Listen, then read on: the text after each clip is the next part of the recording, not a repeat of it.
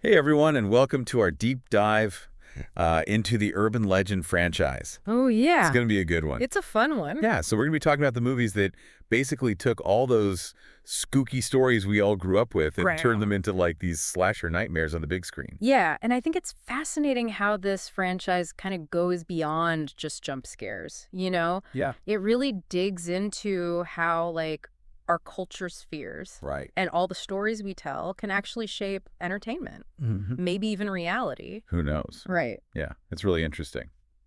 So for today's deep dive, we're going to be looking at excerpts from a piece called Pasted Text, Okay, cool.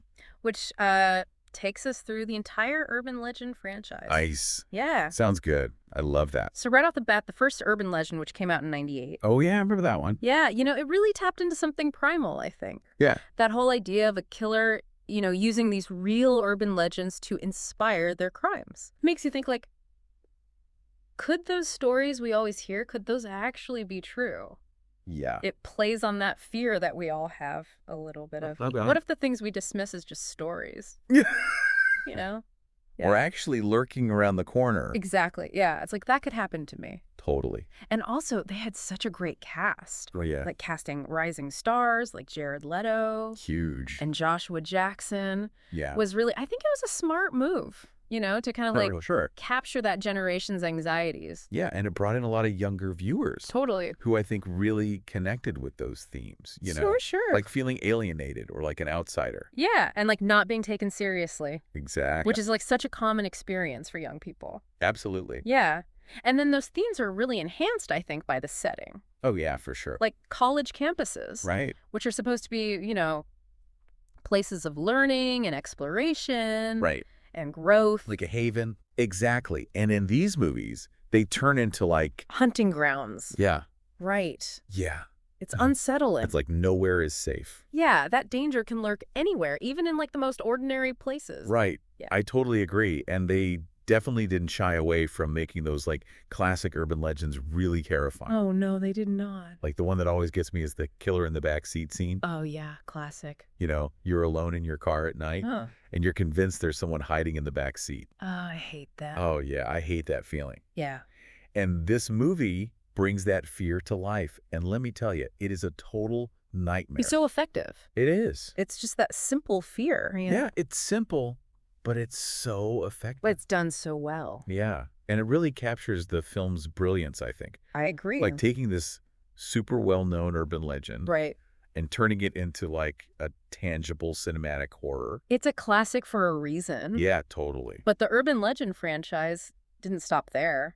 No, they went on to make a couple of sequels, Okay. each with its own unique take on the whole urban legend premise. Interesting. Okay, let's talk sequels. Okay. First up, we have Urban Legends, Final Cut, Yes. which came out in 2000. Right. And this one moves the setting to a film school, Yeah. which already feels like the perfect setting Right. for horror movie shenanigans. It's like they decided to turn the camera inward, Oh, interesting. and really examine the anxieties and ambitions Okay. within the film industry itself. So they're kind of poking fun at the whole horror movie formula Yeah, while still delivering those scares. exactly. It's like they're winking at the audience, Right. acknowledging the conventions of the genre while also subverting them. I love that. Yeah.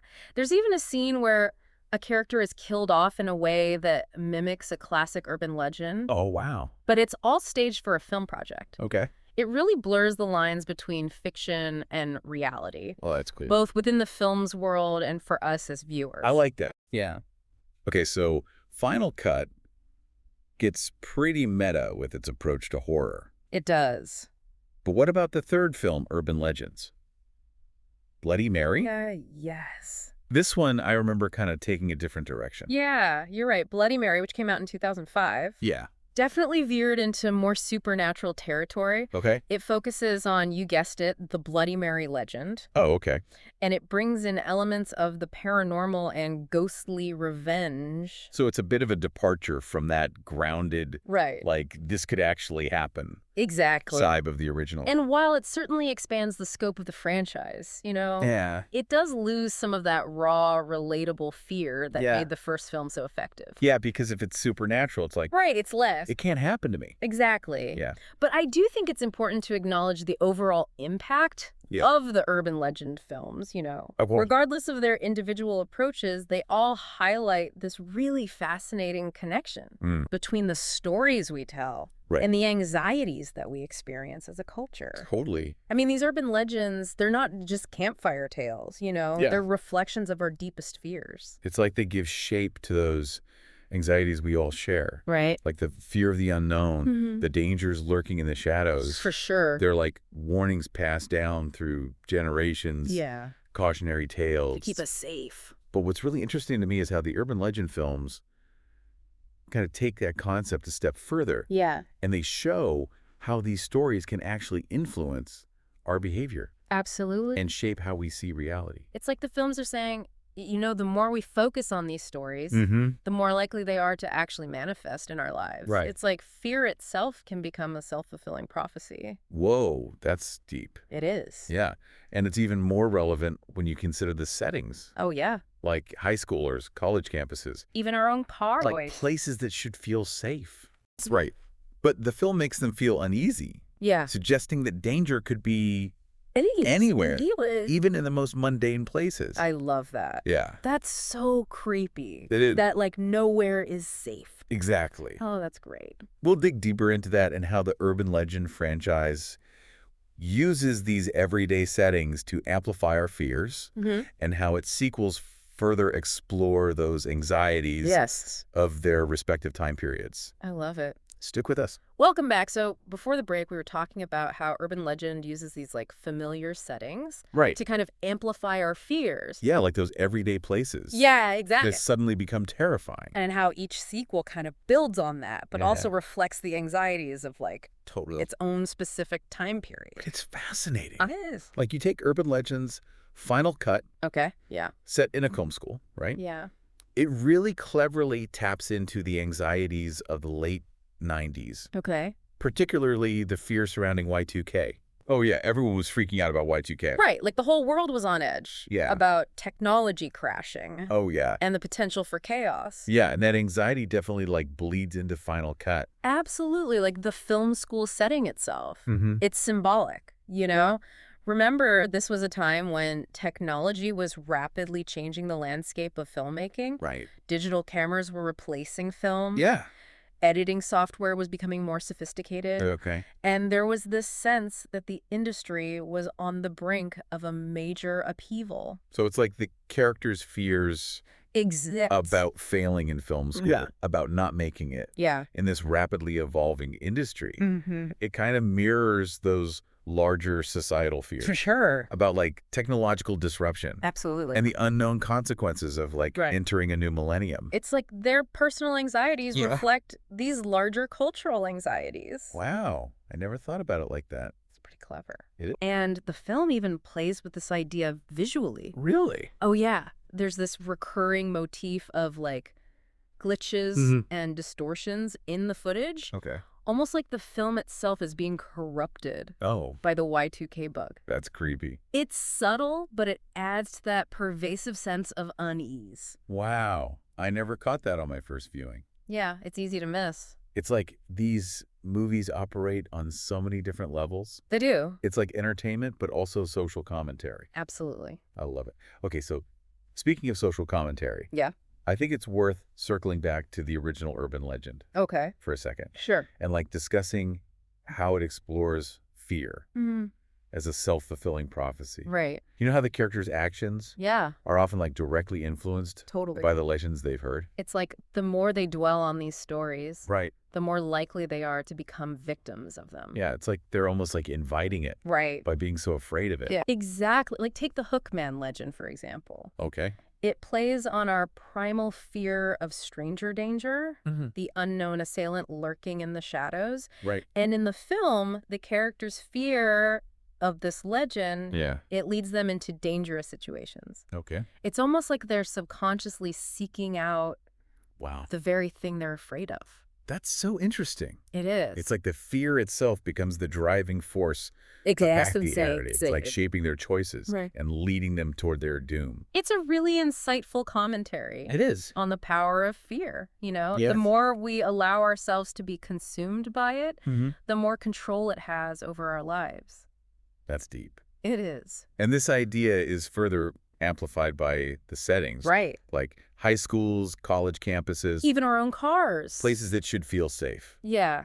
Familiar. But the film makes them feel uneasy. Right. Suggesting that danger can lurk anywhere. Oh, I hate that. Even in the most mundane places. Yeah. And speaking of like mundane places turning terrifying, Mm-hmm. one of the things I love about urban legend Yeah. is how it takes those everyday, Right. almost comical urban legends. Yeah, like the ones we all heard as kids. Yeah. Like, oh, come on. That's Exactly. yeah. It turns them into like, Genuinely chilling moments. yeah.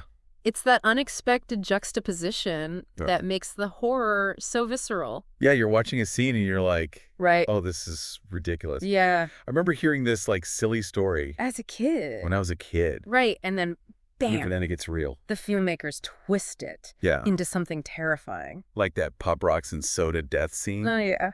It's absurd, It's so over the top, but also horrifying. but it works. Yeah, you almost laugh You do. at how ridiculous it is. Right. But then you're like, wait a minute. Yeah. Could that actually happen? Yeah, It makes you think. it does. And that's the brilliance of the franchise, I think. It takes these familiar stories, Mm-hmm. the ones we think we know, Right. and it subverts our expectations. Totally. It forces us to confront Yeah. those darker possibilities. Lurking beneath the surface. It's like the filmmakers are saying, don't underestimate Yeah. the power of these stories. Yeah. They might seem silly or far-fetched, Right. but they tap into something primal, Mm-hmm. something deep within our collective psyche. I like that. Yeah, It's like a warning. it is a warning. Okay, so that brings us to an interesting question. Okay.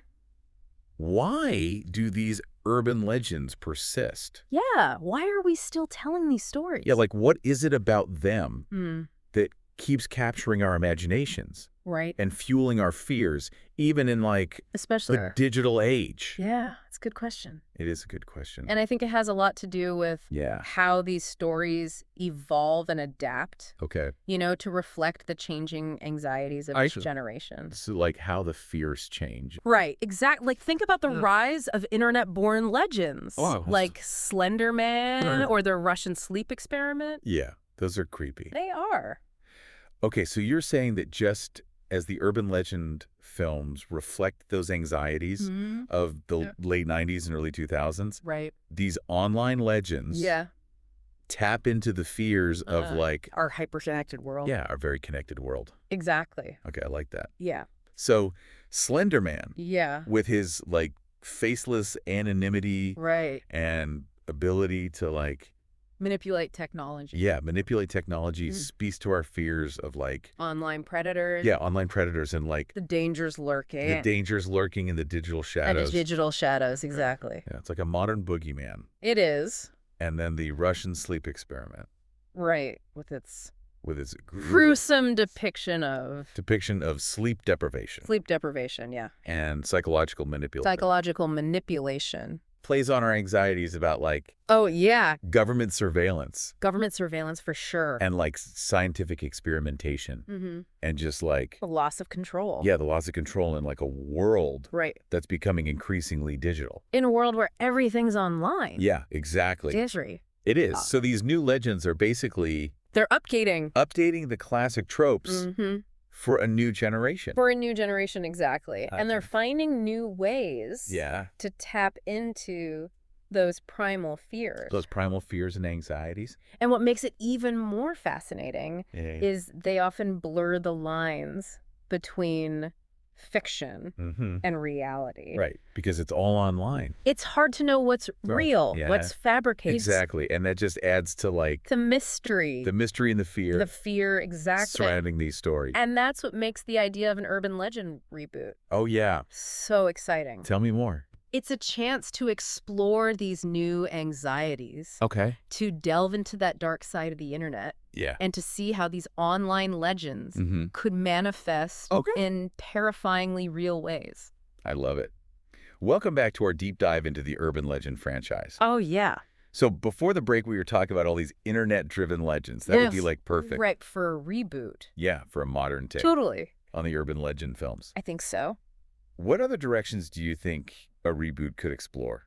Well, one thing that comes to mind is that whole concept of like viral challenges, Oh, yeah. and Yeah. how they could be twisted into something really sinister. Okay. Like imagine a film where the killer challenges their victims Okay. to complete these increasingly dangerous tasks Mm-hmm. with, like, deadly consequences Oh my for God. those who fail. That's terrifying. It is. That's like a real-life version of those creepy online games that we Right. hear about. You know, the ones that, like, lead players down this rabbit hole Oh, of, yeah. like, dark secrets and dangerous encounters. It's like a modern-day urban legend in itself. It is. That whole idea of these online games. Yeah. Yeah. And it also kind of comments on our obsession Oh, for sure. with online validation. Yeah. Like the lengths people will go to For internet fame. for internet fame. Exactly. And think about the visuals. Oh, yeah, the visual potential is huge. Right, like the killer could use live streams Mm. or social media posts Yeah, to document their crimes. to document their crime. And it would turn the audience into, like,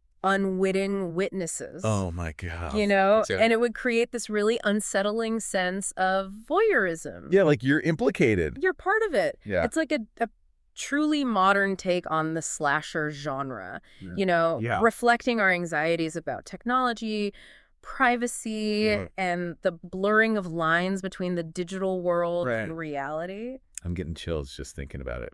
Me too. But okay, let's not forget that, like, at the heart of the urban legend franchise Right. is this idea of taking those familiar stories Mm-hmm. and twisting them into something horrifying. Exactly. What are some other, like, modern-day myths or online horror stories Oh, there are so many. that you think would translate well to the big screen? Well, there's that whole creepypasta phenomenon, Yeah, creepypasta. which is basically the digital equivalent of campfire stories. These online tales, often shared anonymously, can be incredibly unsettling.